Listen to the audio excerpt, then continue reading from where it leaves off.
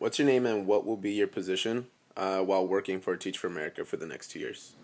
My name is Jesse Jovel, and I will be a Teacher For America Corp member, so just a regular teacher at high school. They gave me secondary education, so I will be teaching social sciences between 7th and 12th grade. That's yet to be determined. And what is it exactly that made you realize that you wanted to become a teacher? I think throughout my life, the people that played the biggest roles in my life were educators, whether it was on the soccer field, public speaking, or inside the classroom. I feel like educators had a way of making me see the bigger picture and making it possible for me to attend college.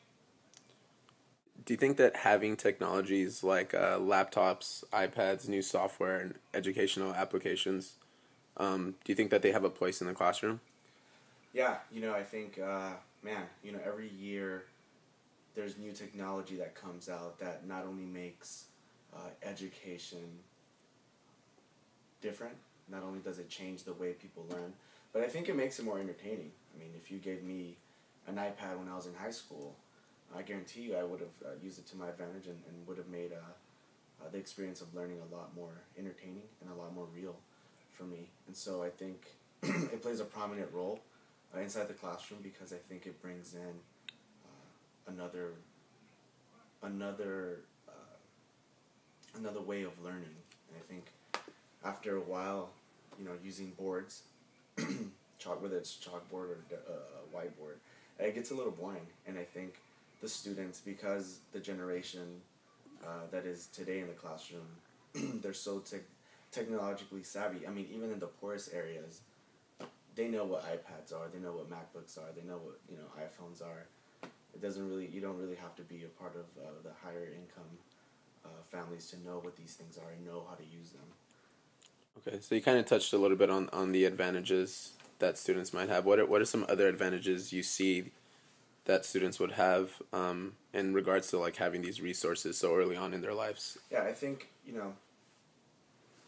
as time progresses, more and more of your regular starting jobs will require for different employees to have a good grasp of what it is to know how to use an iPad, a MacBook, different programs, whether it be Excel or Word, PowerPoint. And so I think it makes these kids competitive in the work field. I think submitting a resume and saying that you are proficient in using all of the Microsoft Office applications, along with being able to come up with presentations, whether it be through PowerPoint or Prezi or whatever it is that you use. I think getting these students started early on how to use these different technologies, I think it's a huge not only impact for like their resume and saying they can do it, but I think confidence-wise, it really does help them understand that they're capable of using these different forms of media to portray whatever it is that they learned and use, and not only a verbal or oral presentation to the class, that they can use different things to make their point. And I think it also helps them to appeal to different audiences as well.